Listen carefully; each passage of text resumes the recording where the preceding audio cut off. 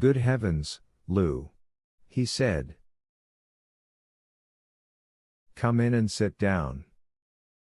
You look all in. I obeyed him in silence. To tell the truth, I was almost unable to speak.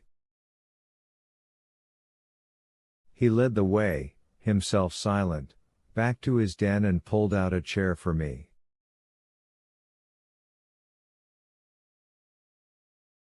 It's not very tidy, he explained. Helen's gone again, as you know. And as I find she hadn't paid the servants for 2 months, he shrugged his shoulders, they've gone too.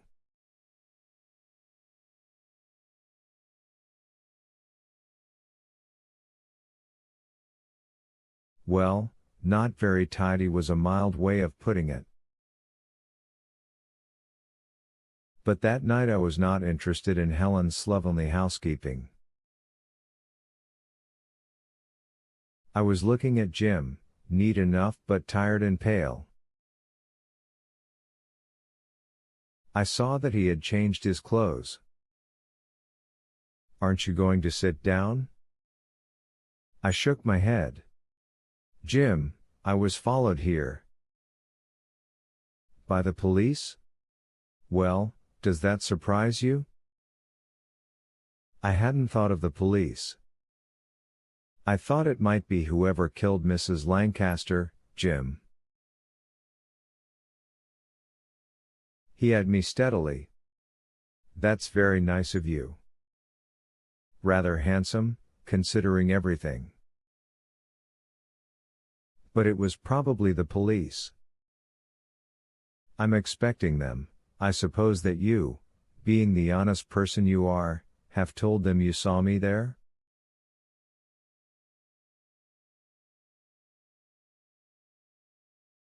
No.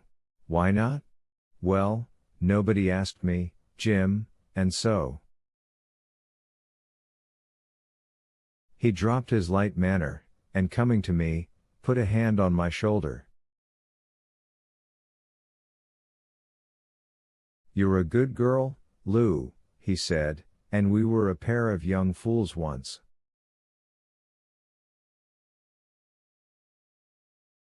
Well, I suppose Emily will bring it out before long, if she hasn't done it already.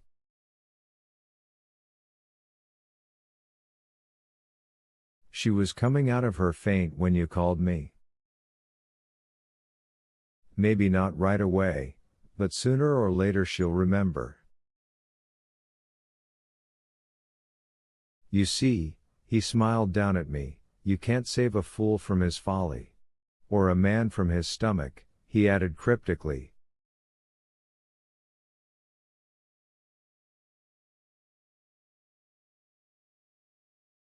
When I merely stared at him in bewilderment, he put me into a chair and sat down himself.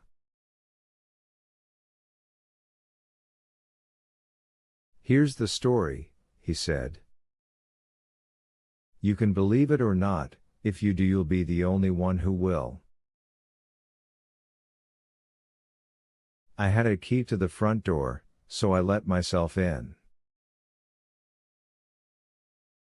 There was nobody about, and I went upstairs and found her, like that. I went up to her room and opened the door, and, God!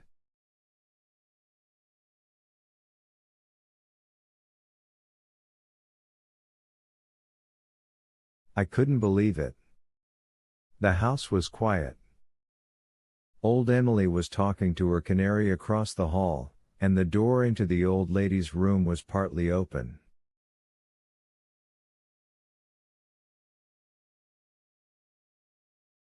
Luckily I didn't touch the knob. At least I don't think I did. He laughed shortly. But I didn't stop at the door. I went in and looked down at her to see if she was dead, of course.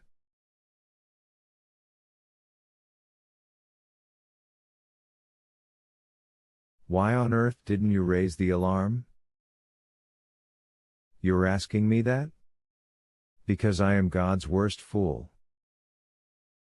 We had a quarrel, She'd been hoarding gold for months under that bed of hers, and I got sick and tired of facing the bank people every week and getting it for her.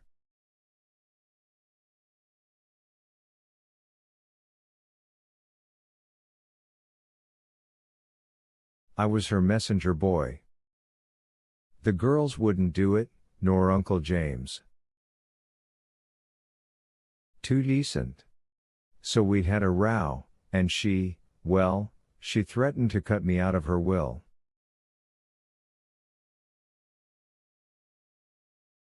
And, he added with a return to the light tone I hated, this is no time to be cut out of wills, my dear Lou.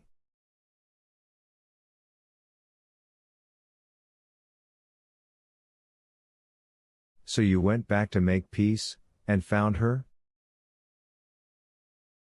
So I went back because I was sent for, like the good boy I am. Oh, stop it, Jim, I cried. I can't bear it.